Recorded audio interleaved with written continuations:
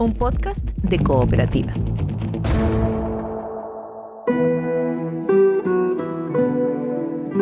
Este es un podcast sobre historias que suceden delante y detrás de la pantalla, sobre las personas que hacen películas, las personas que las ven y las personas que las sueñan.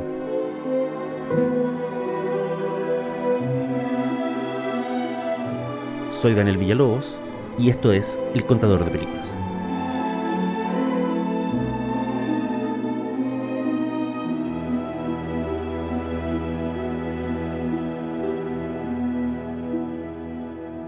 Esto es El Contador de Películas y la historia de hoy se llama Spielberg, Casas y Zonas de Guerra.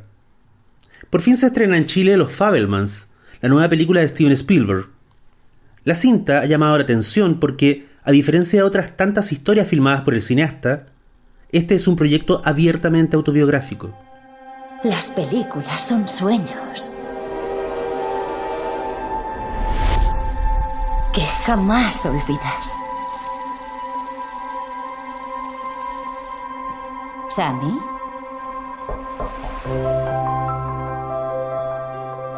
Desde luego, todos los narradores recurren a sus propios recuerdos de infancia a la hora de relatar escenas ambientadas en el mundo infantil o en la época de sus primeros años.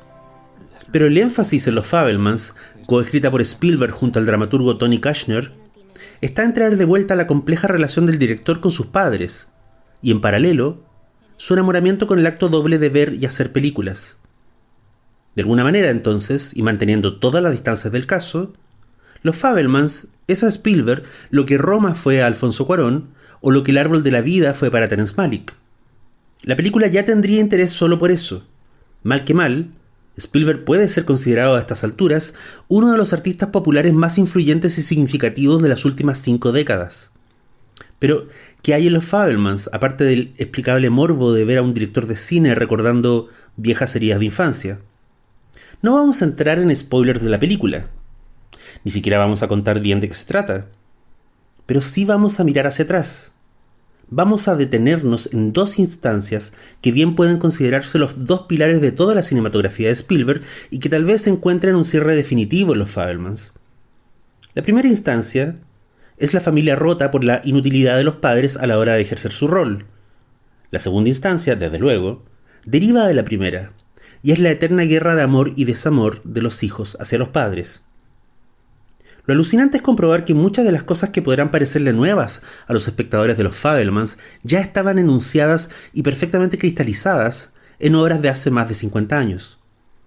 Como explicara Molly Haskell en su libro sobre Spielberg, en Firelight, un proyecto filmado por el director a la tierna edad de 17 años, ya había alusiones a una crisis de pareja causada por la obsesión de un personaje con la búsqueda de platillos voladores. Firelight es de 1964. Debbie, it's Firelight. Get down. Tony, what's it going to do? Be quiet. Tony, take me home.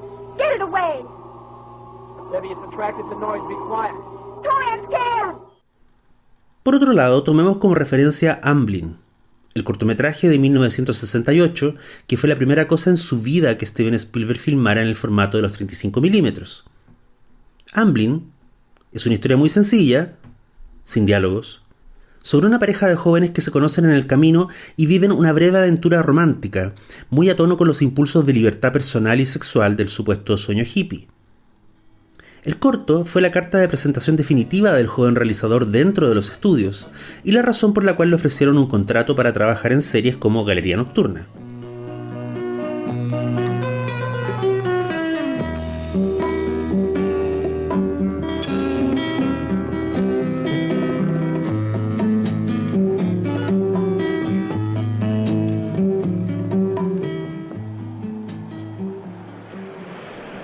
A pesar de una noche de sexo a cielo abierto, aunque muy puritano, el corto Amblin no termina con un final feliz.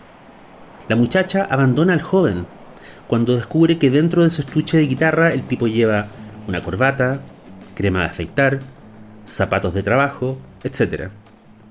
Al interior de uno de los objetos contraculturales por antonomasia en esos años, un estuche de guitarra, el hombre carga rasgos de la vida burguesa que obligan a la muchacha libre a dejarlo para nunca volver. Muchos años después de Firelight y de Amblin, el entrevistador James Lipton le dijo a Spielberg: tu padre era ingeniero en computación, tu madre era música. Cuando la nave aterriza en encuentros cercanos, ¿cómo se comunican los humanos con los aliens? Spielberg sonríe. Es una buena pregunta. Se contesta a sí misma.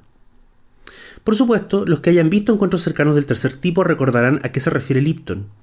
Los científicos humanos hacen música con sus computadoras y así consiguen comunicarse con visitantes de otro planeta.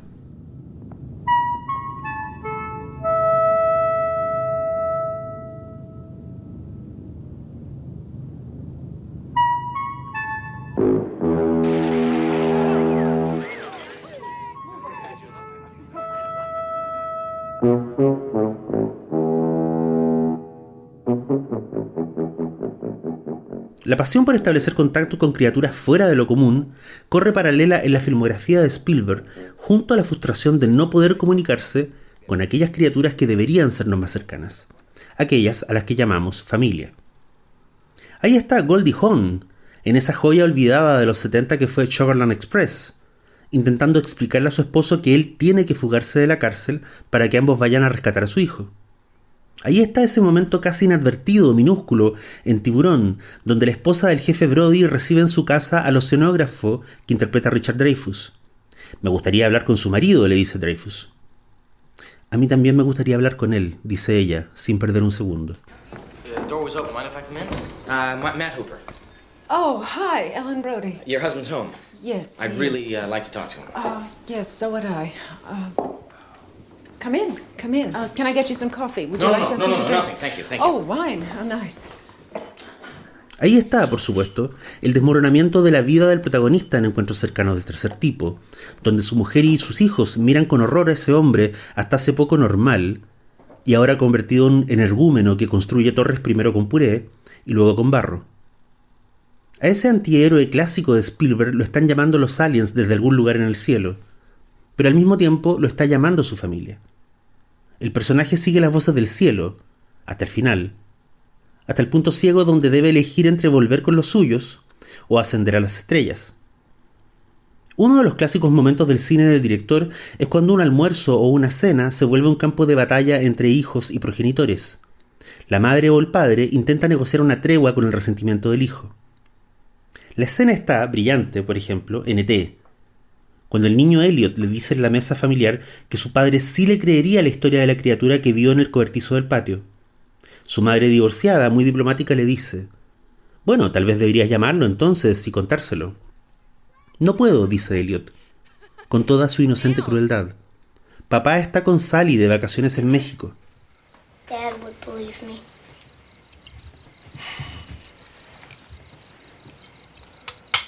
Maybe you ought to call your father and tell him about it. I can't. He's in Mexico with Sally.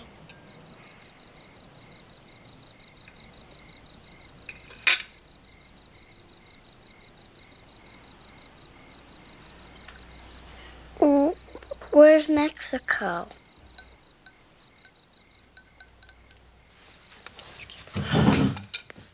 ¿Quién es Sally? ¿Por qué Elliot la menciona? Sally es obviamente la mujer con la que el padre ausente rearmó su vida, dejando atrás 3 hijos y una esposa.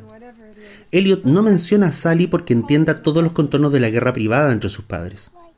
La menciona porque quiere herir a su madre, que no cree su historia del bicho en el cobertizo. La quiere herir y lo consigue. Como también lo consigue, aunque solo sea por un instante, Indiana Jones en La Última Cruzada, cuando le enrostra a su padre varias décadas de abandono. Jones le dice a su padre: «Me enseñaste que yo era menos importante para ti que personas que llevaban muertas más de 500 años».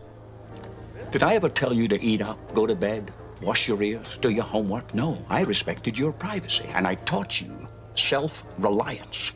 What you taught me was that I was less important to you than people who'd been dead for 500 years in another country. And I learned it so well that we've hardly spoken for 20 years. You left just when you were becoming interesting. Dad, Very well. Huh, I'm here now. What do you want to talk about?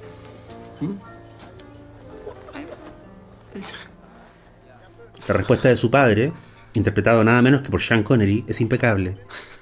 «Bueno», le dice, Estamos sentados en un dirigible y tenemos tiempo. ¿De qué quieres hablar? El hijo sonríe, confundido.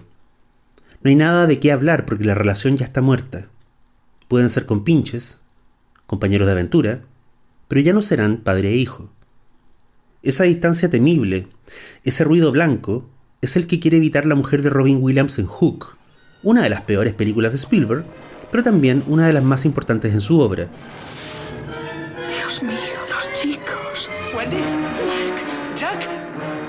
Maggie. Las historias son ciertas. Ha vuelto para vengarse. Solo tú puedes salvar a tus hijos. Intenta por todos los medios recordar. ¿Recordar qué? Hook es la historia de un hombre que se ha sumergido en su carrera al punto de no ser capaz de recordar los nombres de sus hijos. Ni siquiera es capaz de ir al juego de béisbol de uno de ellos. Y en un guiño muy de Spielberg, intenta suplir esa ausencia enviando a un empleado a que grabe el partido en video. Tus niños te aman, le dice su mujer. ¿Cuánto crees que les va a durar? Muy pronto tu hijo ni siquiera querrá verte en sus partidos de béisbol. Hook, con todos sus defectos y su horrible lectura del mito de Peter Pan, sí es un filme clave en la carrera de Spielberg respecto a su visión de la guerra entre niños y adultos. Es el momento pivotal en que su mirada al respecto se traslada desde el hijo al padre. Sus personajes desde entonces hasta hoy ya no serán niños con familias incompletas o en crisis. Serán adultos con familias incompletas o en crisis. Será, por ejemplo, alguien como Ian Malcolm, el responsable matemático de Jurassic Park, que le dice a Alan Grant que él siempre está a la búsqueda de la futura ex señora Malcolm, y que adora a los niños, porque los considera la esencia del caos. Malcolm tiene razón en esto último, pero su liviandad respecto a criar hijos es demolida en la secuela de Jurassic Park, una película llamada El Mundo Perdido. En esa historia, su hija adolescente lo encara, le recrimina, como no, su abandono, su responsabilidad, su inmadurez, y lo clava para siempre diciéndole: te gusta tener hijos, pero no te gusta tenerlos alrededor. You like to have kids, but you just don't want to be with them, do you? Hey, I'm not the one who dumped you here and split for Paris, so don't take it out on me. Dr. Malcolm, downstairs. El resentimiento hacia tus padres como algo no siempre racional es algo que el director cuela en lugares muy inesperados. Por ejemplo, en Salvando al Soldado Ryan, que es una película de guerra impresionante y todo lo que se quiera, pero recordemos, es la historia de un soldado que a la hora final elige no volver al lado de su madre y prefiere quedarse junto a sus compañeros, sus otros hermanos, como les dice, para defender un puente indefendible. Por sobre el amor a la madre está el amor al deber, o a la aventura, ya que la batalla posterior por salvar ese puente debe ser una de las secuencias más excitantes que Spielberg haya filmado jamás. Y sin embargo, nada en esa secuencia de tiroteos y explosiones supera en emoción a un momento muy breve, mucho antes de que la patrulla encuentre a Ryan. Los soldados descansan en una iglesia en ruinas. Toman café, bromean, discuten la misión. Entonces uno de ellos, el oficial médico interpretado por Giovanni Ribisi, recuerda de la nada algo que le rompe el corazón. Funny thing is, sometimes she'd come home early. I pretend to be asleep. Who, your mom? Yeah. She'd stand in the doorway looking at me. And I'd just keep my eyes shut. Cuando era niño, su madre trabajaba hasta tarde. Pero a veces, dice Ribisi, llegaba temprano y entraba en mi habitación. Y yo me hacía el dormido. Ella se quedaba en la puerta mirándome. Yo sabía que quería preguntarme cómo había estado mi día. Yo sabía que había vuelto temprano solo para hablar conmigo. Aún así, no me movía. Seguía pretendiendo que estaba dormido. No sé por qué hacía eso. El monólogo de Ribisi es prodigioso y no está en el guión original de Robert Rodat. Apareció después, en el guión filmado y en la película final. A fines de los 90, Stanley Kubrick falleció mientras terminaba el montaje de Ojos bien cerrados. Uno de sus proyectos inconclusos fue heredado por Steven Spielberg. Se trataba de inteligencia artificial, que es, claro, una historia de ciencia ficción, pero también es la odisea de un niño desesperado por recuperar el amor de su madre. Que esa madre sea humana y el niño un robot es solo parte de la premisa. A esta distancia, a casi 22 años de su estreno, una de las cosas que impactan de la maestría de la película es cómo entronca las obsesiones de Spielberg con uno de los grandes temas de Kubrick, que fue la programación de seres humanos. En el cine de Kubrick, un hotel puede programar a un hombre para asesinar a su familia, o el Estado puede programar a un pandillero para que sea incapaz de matar una mosca. Pero, y esta es la pregunta verdadera de inteligencia artificial, ¿en qué se diferencian esas instancias de la programación que implica enseñarle a un niño, humano o robot, a amar a sus padres? All right. I wonder if I did that right. What were those words for, Mommy?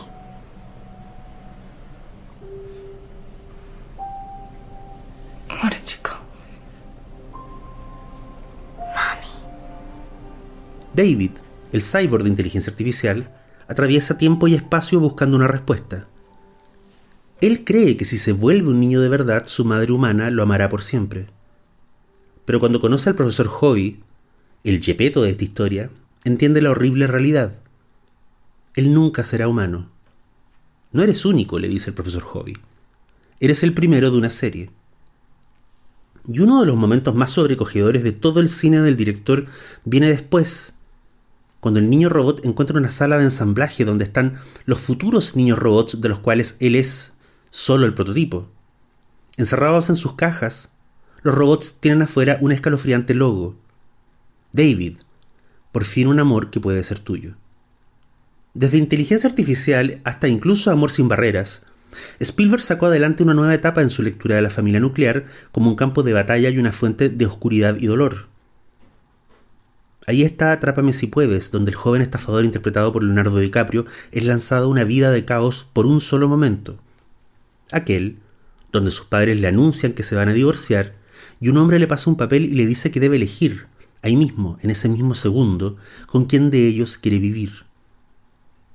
El 2005 fue un año importante para Spielberg. En una misma temporada estrenó 2 películas que en apariencia no tenían nada que ver una con la otra, pero que en el fondo volvían a su vieja obsesión. Esas películas eran Múnich y La Guerra de los Mundos. Mírame. No quiero que apartes tus ojos de mí. ¿De acuerdo? Sí. En apariencia, Múnich es la historia del grupo de agentes israelíes que persiguió y eliminó a los responsables de la matanza de los atletas en las Olimpiadas de 1972. Pero cuando se la mira con atención, es bastante claro que el verdadero drama de su protagonista es no poder escapar a un condicionamiento, a una programación. Tu madre sabía lo que hacía, le dice en un momento su mujer. Te dejó solo en un kibutz de niño y ahora crees que tu madre es Israel. El héroe no puede escapar al deber para con la patria, incluso aunque le destroce su conciencia y le rompa su vida. Él mismo es totalmente lúcido al respecto. Cuando nace su hija, se la muestra a su madre a través de un vídeo, mientras le dice a su esposa: ¿de verdad quieres que mis padres nos ayuden a criarla? Mira lo que hicieron conmigo. La figura del padre inepto o ausente reaparece, claro, en el Tom Cruise de La Guerra de los Mundos. Pero a diferencia del Eric Bana de Múnich, Cruise no puede escapar de sus deberes paternos. Tiene que subir a sus hijos a un auto y tiene que escapar de lo que parece ser un ataque alienígena contra la Tierra. Pero sus hijos lo conocen demasiado. Cruise en la película no es realmente un padre. Apenas un compañero de juegos, alguien que visita los fines de semana, un hombre que no tiene comida en su refrigerador porque su casa no es un hogar, es una cueva. Su mismo hijo mayor se lo dice con todas sus letras. Quieres llevarnos a Boston porque crees que mamá está allá, y entonces nos puedes votar con ella y irte, que es lo que siempre haces. La tragedia de los aliens destrozando el país no es tan dolorosa en la historia como la tragedia de Cruise enfrentado a su ineptitud. Él nunca debió ser padre. Esos hijos nunca debieron ser suyos. Queda claro en la última vez que lo vemos, parado a 20 metros de la casa familiar de su exmujer en Boston. Trae de vuelta a su hija. Los padres de su exmujer lo miran desde el antejardín. No lo hacen pasar. No lo invitan a comer. No le ofrecen un vaso de agua. ¿Qué clase de daño debió haber causado Tom Cruise a esa mujer a esos niños que, a pesar de haber salvado sus vidas, no quieren dejarlo entrar en la casa. Nunca sabremos, y es mejor. Lincoln, la gran cacareada película biográfica sobre el presidente legendario, está menos interesada en la guerra civil y la emancipación, y mucho más concentrada en el Lincoln padre. Ese Lincoln padre que llora la muerte de un vástago, que es incapaz de comunicarse con su mujer, y ese Lincoln padre que pierde los estribos en la película una sola vez, cuando golpea al hijo, que insiste en irse a pelear al frente. You drafted half the men in Boston. What do you think their families think about me? The only reason they don't throw things and spit on me is because you're so popular. I can't concentrate on British mercantile law. I don't care about British mercantile law. I might not even want to be a lawyer. It's a sturdy profession. And a useful one. Yes, and I want to be useful, but now, not afterwards. I ain't wearing them things, Mr. Slade. They never fit right. Corriendo paralelo a todo esto, por supuesto, está el cliché spielbergiano de los padres adoptivos o accidentales. Peter Coyote NT, Indiana con Short Round en El Templo de la Perdición, John Malkovich en El Imperio del Sol, Alan Grant con los nietos de Hammond en Jurassic Park, y el mismo Capitán Garfio en Hook. Pero esa figura es más bien una consecuencia del drama interno, y ese drama es el quiebre familiar. Los padres que no se quisieron, la pareja que se rompió, los hijos que fueron expulsados del paraíso como daño colateral y nunca se recuperaron al respecto. En las películas de Spielberg suelen haber atisbos de paraísos y lugares felices.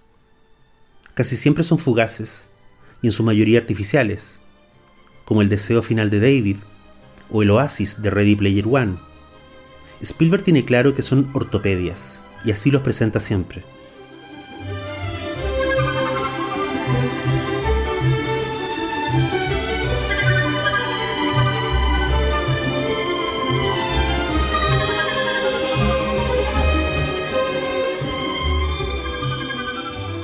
Lo que sus personajes sienten no puede ser reparado ni por la aventura ni por la revelación extraterrena. Lo que esos personajes sienten es el trauma de haber sido traicionados, no necesariamente por otras personas, sino por el mundo entero. Entre padres e hijos solo puede haber silencio incómodo. Entre madres e hijos solo puede haber cortés distancia para evitar el daño. Cualquier fractura en esa cortesía y en ese silencio podría precipitar el conflicto dentro de esas relaciones. Porque lo que Steven Spielberg filmó y sigue filmando no son historias de maravilla y esperanza, sino memorias traumáticas que no permiten que se recupere la antigua normalidad. Entonces, es natural que en esas casas aparezcan alienígenas, duendes, androides, mapas arqueológicos. De no haber esas distracciones, sus protagonistas podrían cometer el error de abrir los ojos y entonces darse cuenta de lo obvio. Lo que les rodea no es un hogar, sino una zona de guerra. ET puede llamar a casa, ellos no.